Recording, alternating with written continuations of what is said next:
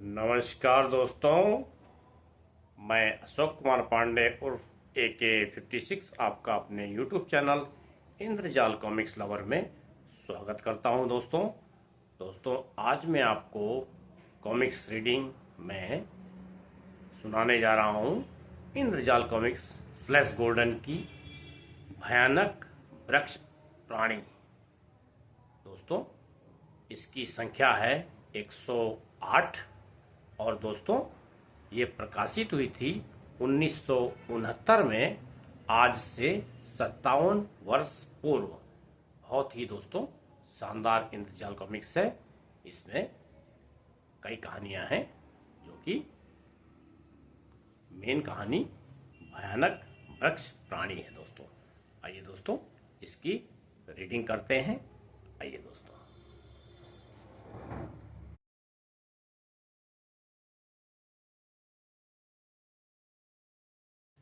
भूमिका। अल्बानिया राज्य में अजीब सूनापन छा गया। चिड़ियाँ छिप गई थी, पशु घबराए हुए थे। वे जान गए थे कि कोई खतरा आया है।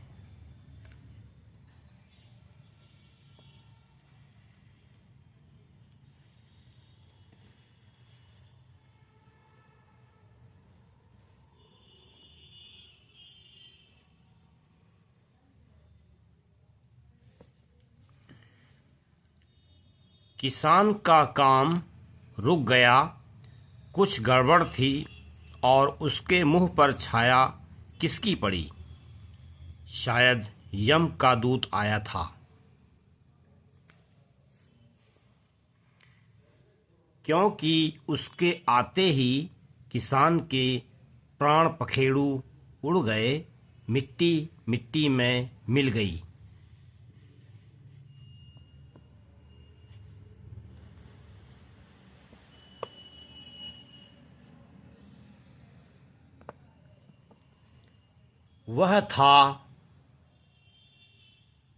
वह आफत का परकाला।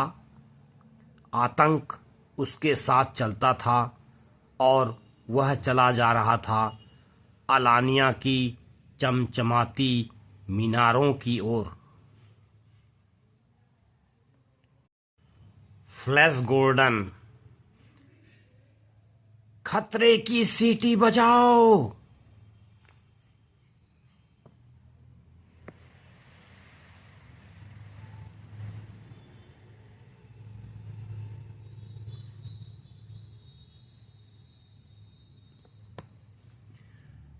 सुबह हुई तो अलानिया के सैनिक उस अजीब आकृति को देखकर भय से कांप उठे। वह आकृति अपने साथ लाई थी मौत का पैगाम।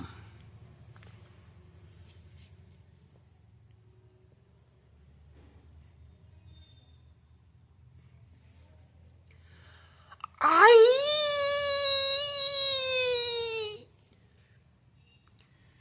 खतरे की सीटी आई!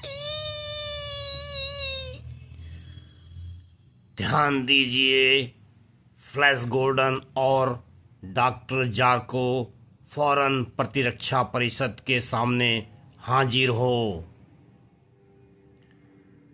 फौरन? सुबह ही सुबह क्या आफत आ गई। अच्छा यह है कि आधी रात को नहीं आई।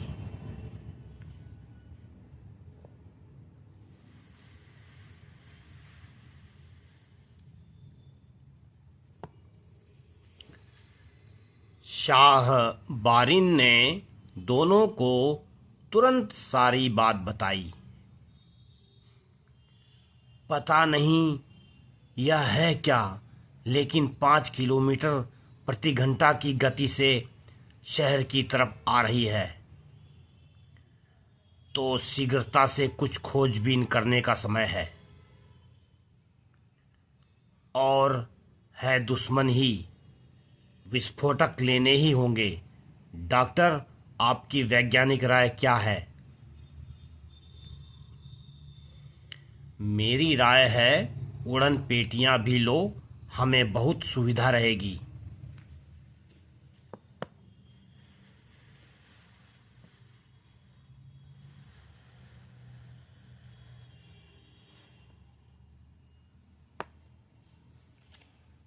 पलक झपकते फ्लैश गॉर्डन का हवाई दस्ता उड़ चला नगर के बाहर रेगिस्तान की ओर। गजब, यह 2 मंजिले मकान जितना ऊंचा है। फ्लैश, देखो, एक और भी है।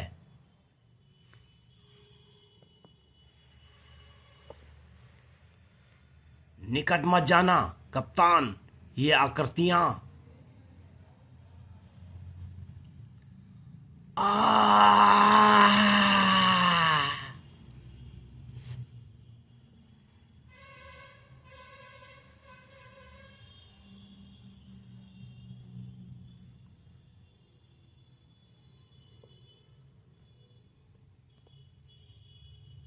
विशालकाय वृक्ष प्राणी फ्लैश के विस्फोटक की गर्मी से पीछे हटा।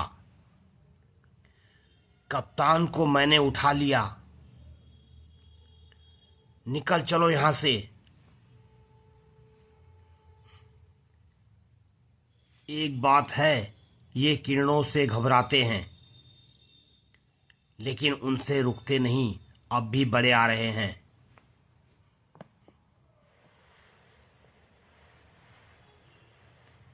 डॉक्टर जार्को की राय मुझे मालूम नहीं, लेकिन मुझे भरोसा है कि फाटक पर दाहक तोपों से उन्हें रोका जा सकता है।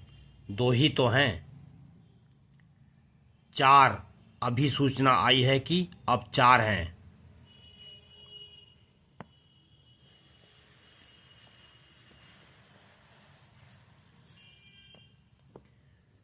कुछ ही क्षणों में संख्या 10 हो गई और अलानिया का फाटक सामने ही था। फ्लैश, बात क्या है? डेल, तुम घर चली जाओ और बाहर मत निकलना। अनजान वृक्ष प्राणियों ने हमला किया है।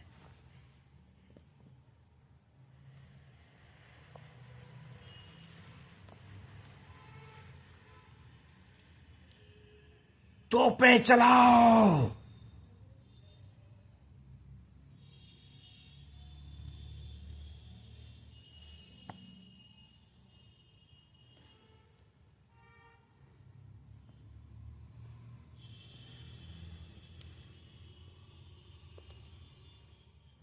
ये तो आगे बढ़ रहे हैं। उनके आगे मानो आग की दीवार खड़ी कर दी गई। फ्लैश, लगभग सारी सेना लगा दी है। ठीक है बारिन, ये सामना नहीं कर सकेंगे।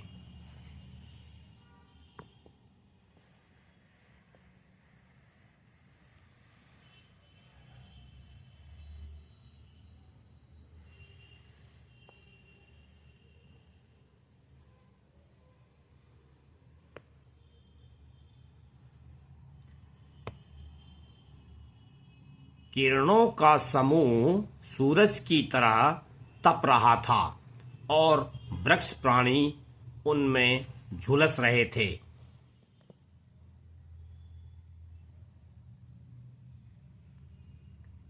हो गई विजय। अंतिम वृक्ष प्राणी भी मारा गया।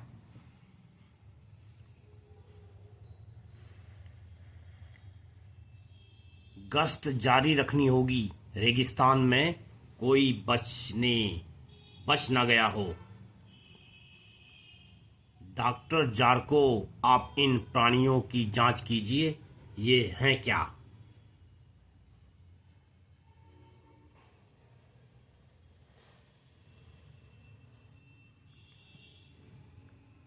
यदि कोई बुद्धिहीन बिगड़े हुए वृक्ष हैं तो इस तरह चढ़ाई क्यों की इन्होंने?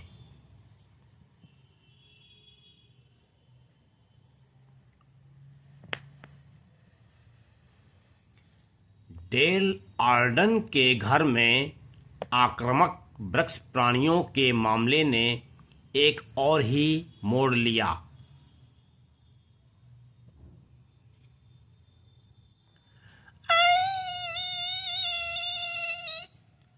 डेल,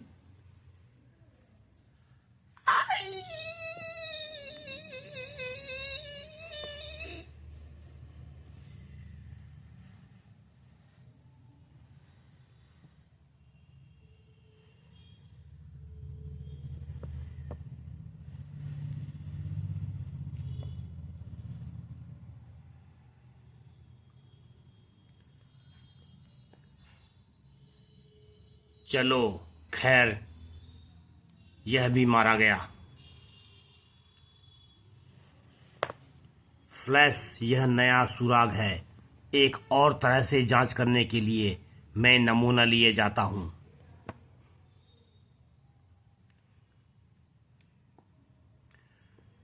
डॉक्टर जार्को, वैज्ञानिक जांच से पता चला है कि 10वां ग्रह समूह हम पर सूक्ष्माणु बरसा रहा है। घरेलू पौधा राक्षस नहीं बन सकता बाहर के किसी शक्तिशाली प्रभाव के बिना।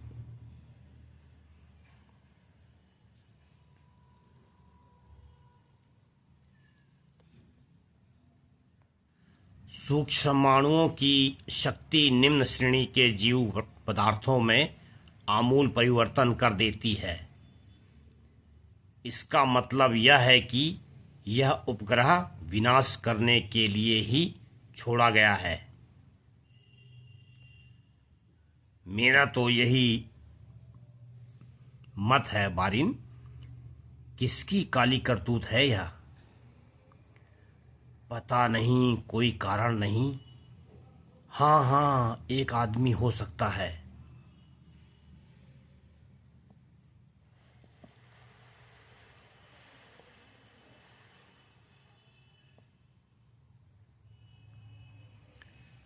बैरागी खाइल, वह अलानिया का कृषि मंत्री था। उसने कई सुधार किए थे।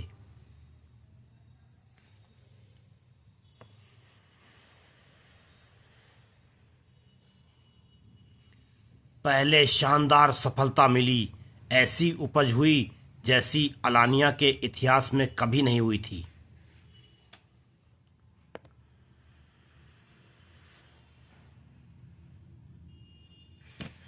फिर आई असफलता। भूमि बंजर हो गई, भूखमरी फैल गई और खाइल को देश छोड़ना पड़ा। तब से वह बैरागी बन के रहता है। और वह बड़ी ऊंची श्रेणी का वैज्ञानिक है।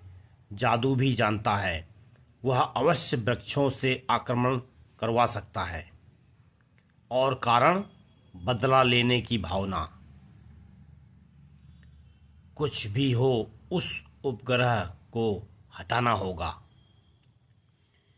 एक ग्रह यान तैयार कराओ। मैं फ्लैश को सारी बात समझाता हूं। फिर हम बैरागी से मिलने जाएंगे।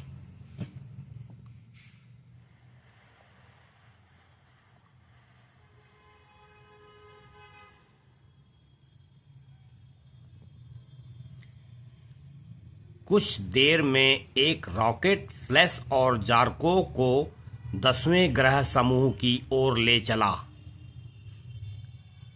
वे उस भयानक उपग्रह के पास पहुंचे। दिशा बदलो फ्लैश, इसमें प्रतिरक्षा व्यवस्था है।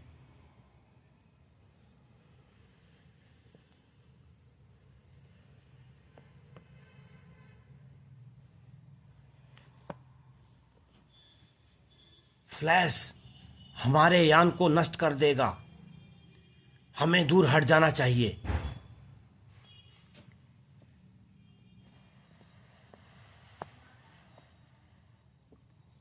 बैरागी का उपग्रह इतना बढ़िया होगा, यह मैंने नहीं सोचा था। यह स्पष्ट है कि हम इसे वश में नहीं कर सकेंगे। इसे नष्ट ही करना होगा।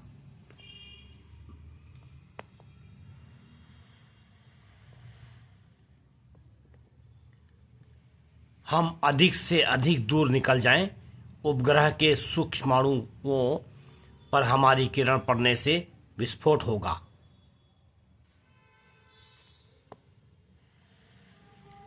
बहुत जोर का।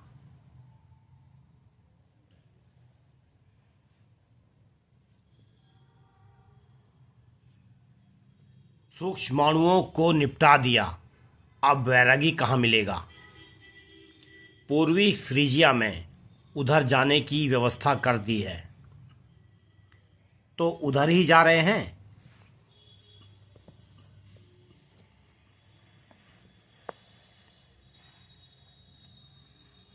कंप्यूटर के नियंत्रण में उनका ग्रहयान चमचमाते बर्फीले उजाड़ फ्रीजिया के ऊपर उड़ा जा रहा था।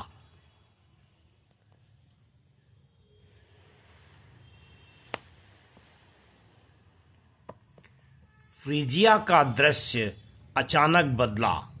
बर्फीला प्रदेश पीछे छूट गया था। सामने थी हरी भरी घाटी। अजीब परिवर्तन है, विश्वास नहीं होता। फ्लैश और जार्को ने निकट से देखने के लिए यान को कुछ नीचे उतारा। बड़ा भयानक दृश्य था। राक्षस वृक्ष प्राणी हजारों की संख्या में।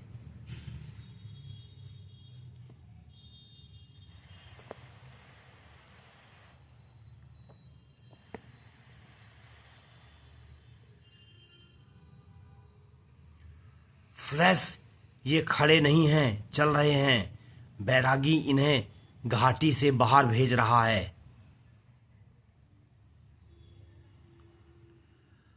अलानिया का नाश कर देंगे। इन्हें यहां घाटी में ही रोकना होगा।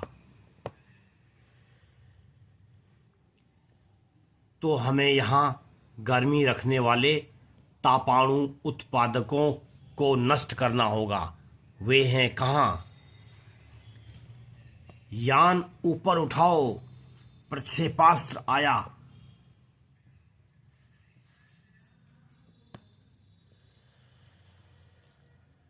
लगा। ईंधन खंड गिरा दो। संकटकालीन बिजली से चलाओ, यान चलता रहेगा। चलेगा, लेकिन थोड़ी देर। फ्लैश,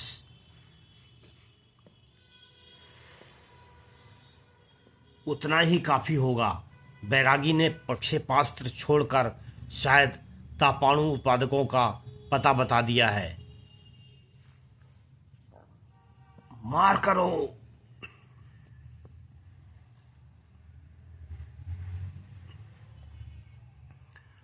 फ्लैश ने अपने हथियारों की पूरी शक्ति से प्रक्षेपास्त्रों के भंडार पर वार किया। इससे आग लग गई और विस्फोट से सारी घाटी हिल गई।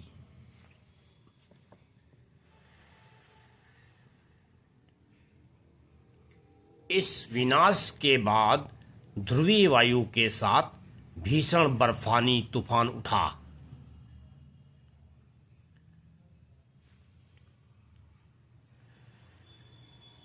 वृक्ष प्राणी लड़खड़ाकर गिरने लगे और बर्फ में दबने लगे। हमारा यान वापस जाएगा, तो लंगड़ाता हुआ, लेकिन काम हो गया। बैरागी की समस्या हमेशा के लिए खत्म। बैरागी क्रोध भरी आंखों से अपने बदले की तैयारियों का विनाश देख रहा था और उन आंखों में फिर से घृणा की जो लपट उठी, उसे डॉक्टर जार्को देख नहीं सकते थे।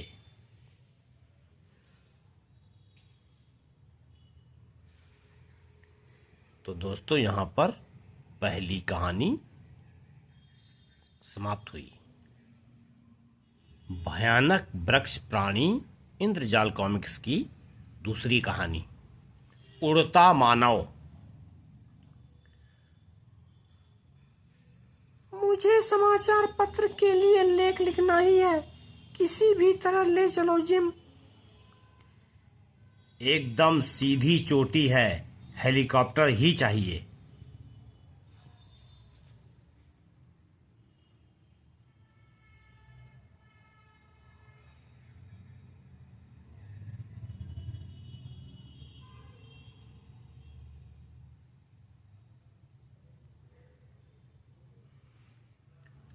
फ्लैश गॉर्डन की भयानक वृक्ष प्राणी की दूसरी कथा, उड़ता मानव।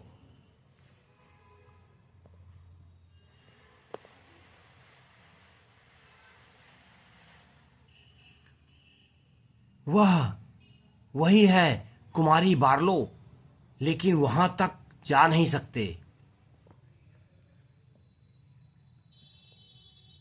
सुंदर है, तुम्हारे कहने पर मुझे रत्ती भर विश्वास नहीं हुआ था।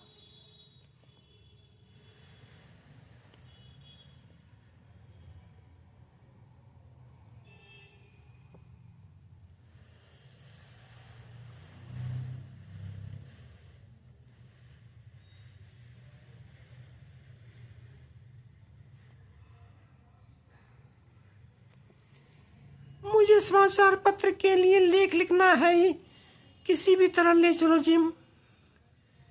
एकदम सीधी चोटी है, हेलीकॉप्टर ही चाहिए।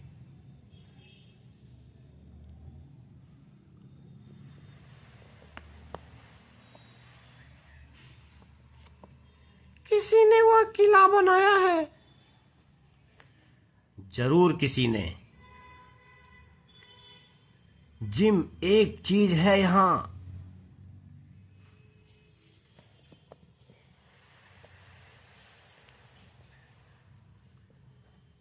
मनुष्य का कंकाल। मनुष्य का नहीं है, शायद ये पंख है। यह कैसे मरा कोलू, बता सकते हो? यह कठिन है, जंगल में पग पग पर खतरा रहता है। इसे गाड़ दें, फिर लौट चलेंगे। लौटने से पहले कम से कम कुछ चित्र तो ले ही लूं।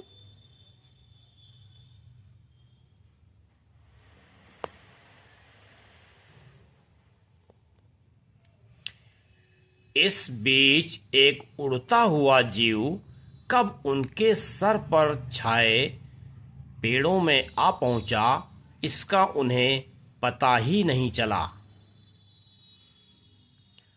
उसकी पैनी आंखें कंकाल का गाड़ना देखती रही।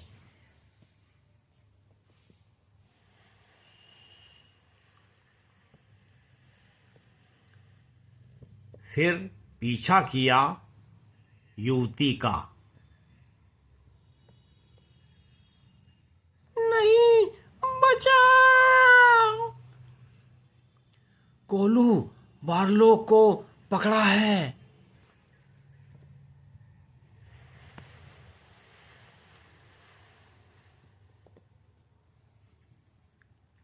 उसे मंदिर को लिए जा रहा है। वहां पहुंचने का मार्ग खोजना ही होगा। कंकाल शायद उसकी स्त्री का था। उसने समझा होगा कि हमने हत्या की, सो बदले में बार्लो मेम साहब को उठा ले गया।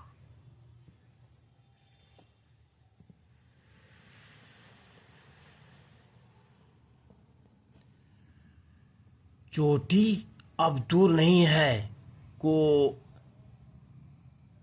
जिम, संभलना। लेकिन जिम के पांव उखड़ चुके थे। घूंसा खाकर वह पत्थरों के साथ गिरा। काली पक्षी मानो बेहोश जिम के पास उतरा, उसे खत्म करने को।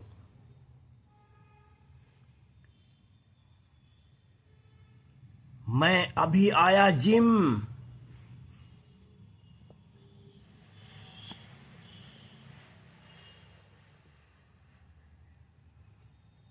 मेरे हाथ कुचल कर रख देगा।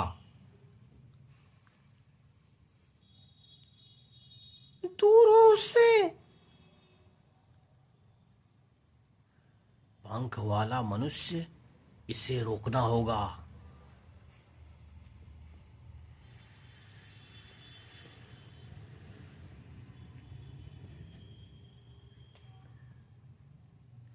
दोनों ही मारे जाएंगे। नहीं, अभी तक ऊपर है। यह प्राणी बहुत बलवान है। दोनों अधर में परस्पर गुंथे हुए थे।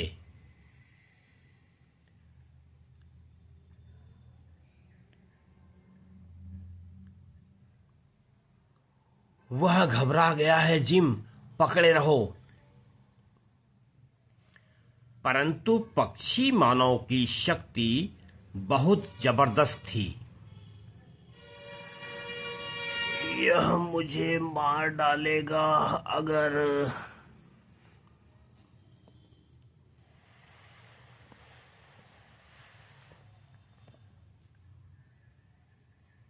मैं इसका पंख न तोड़ पाया तो।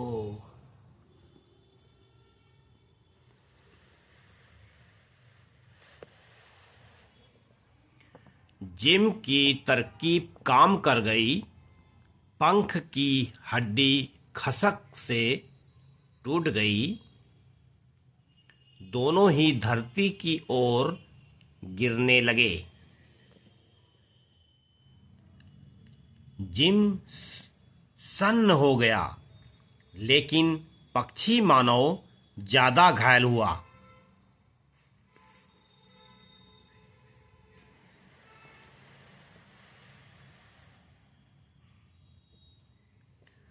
तुम ठीक तो हो जिम? इसका काम तमाम कर दूं, ठहरो।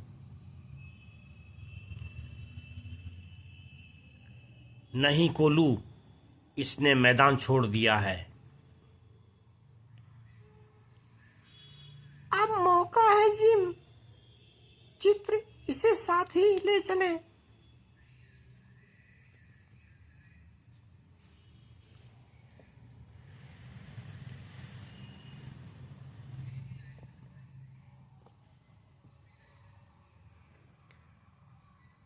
देखो वह क्या उठा ले गया।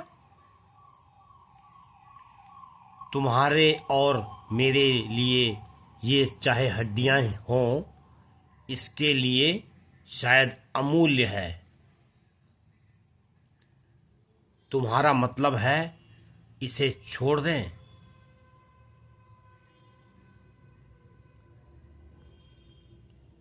बिल्कुल। अब चलिए मेम साहब।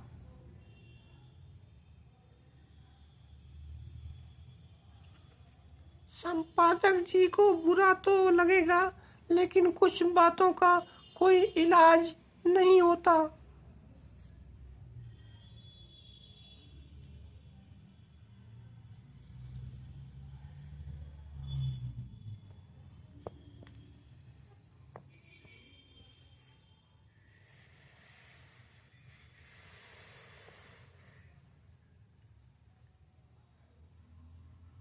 तीसरी कहानी दोस्तों, पृथ्वी का संकट।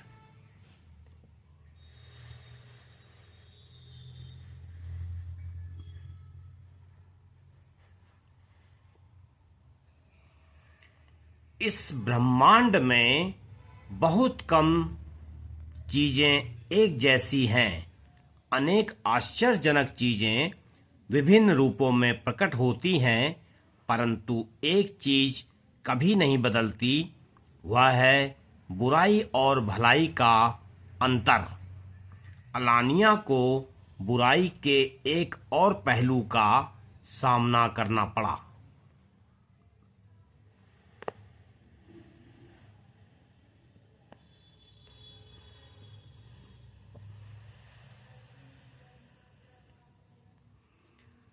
आकाश अभी अभी साफ था, अचानक यह चीज आ गई।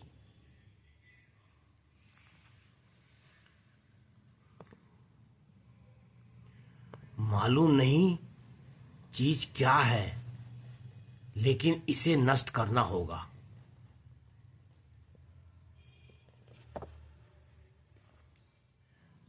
लेकिन विस्फोटक का वार उस चीज से टकराकर वापस अलानिया पर पड़ा।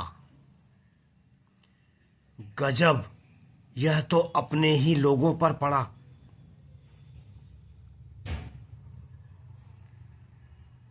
सुन्न ही हुए हैं, मरे नहीं। इस चीज की शक्ति खतरनाक है।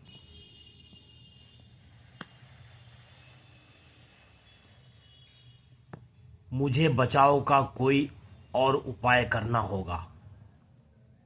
अरे, गायब हो गया।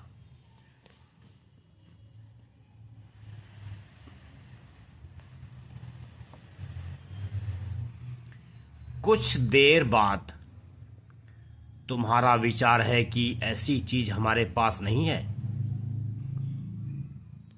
ऐसी तो क्या, इससे मिलती जुलती चीज भी नहीं है।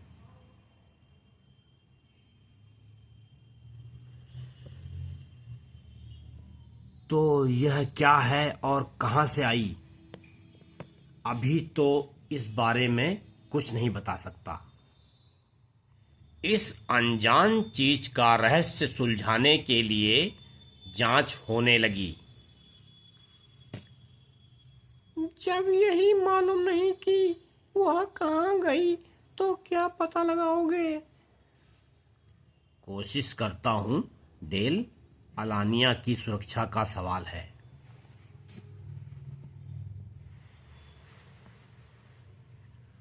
और इस कोशिश में फ्लैश उड़ चला। एक अकेला आदमी कैसे मुकाबला करेगा? फ्लैश मुकाबला करने नहीं गया डेल। पता यह लगाना है वह क्या है, कहां है।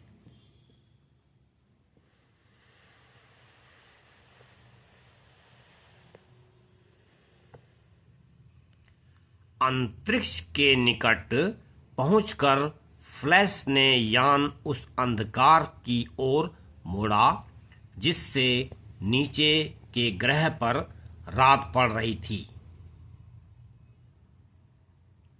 जारको की बात सही हो तो मुझे व्यापी किरण खोल देनी चाहिए।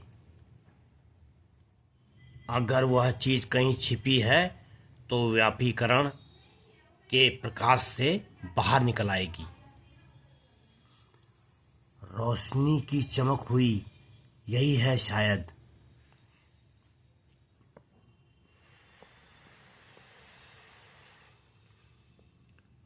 जारको, मैं हूं फ्लैश। मुझे शायद पता मिल गया है। मैं पक्का पता लगाने जा रहा हूं। तुम होशियार रहना। यदि मैं लौट न सकूं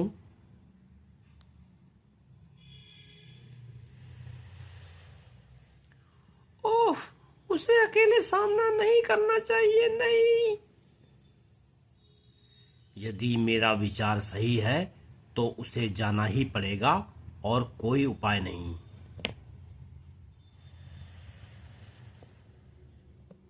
मिल गया, गोला है। क्राजिया पहाड़ों में छिपा है।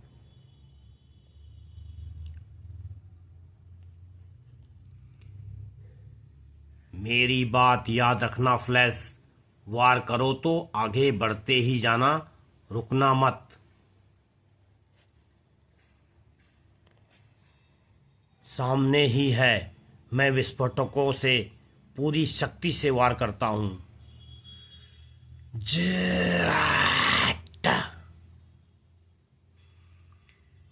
निशाना सही बैठा। बहुत तेज चमक है उसमें। विस्फोटक की किरण उससे टकरा कर लौट रही है, लेकिन सीधी नहीं आती।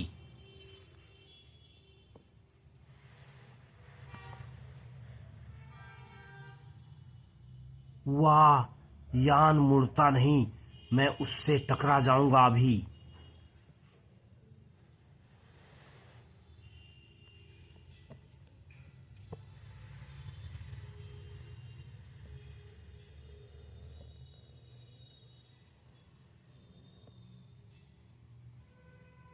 जाकर।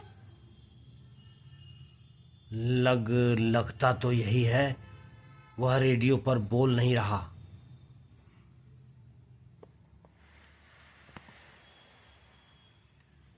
और वह गोला प्रदर्शक पर्दे से गायब हो गया है।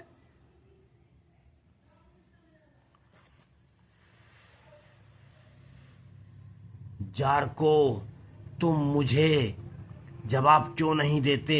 उफ, रेडियो बिगड़ गया है। टक्कर होने का परिणाम है यह।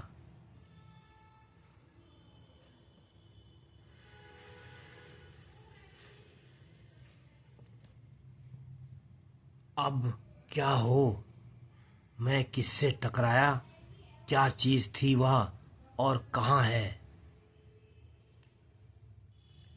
मैं उसके अंदर घुस आया क्या? शायद हाँ। तारे नहीं दिखते, कुछ नहीं दिखता, अंदर ही हूँ। लेकिन यह है क्या? कुछ दिखता क्यों नहीं? व्यापी किरण यहीं छोड़नी होगी, शायद कुछ दिखे।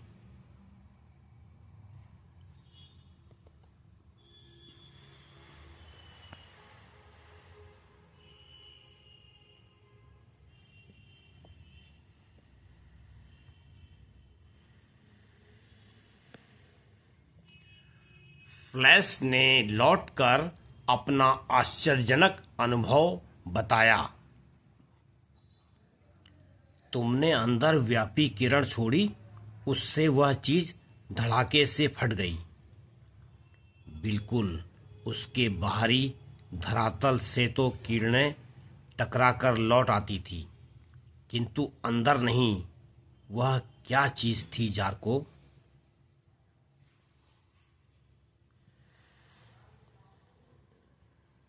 पता नहीं फ्लैश, मगर थी बहुत शक्तिशाली।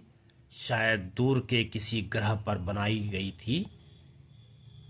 यदि ऐसी अनेक बनाई हैं तो ब्रह्मांड बड़े खतरे में है। तो दोस्तों, यहाँ पर कॉमिक्स कंप्लीट हुई।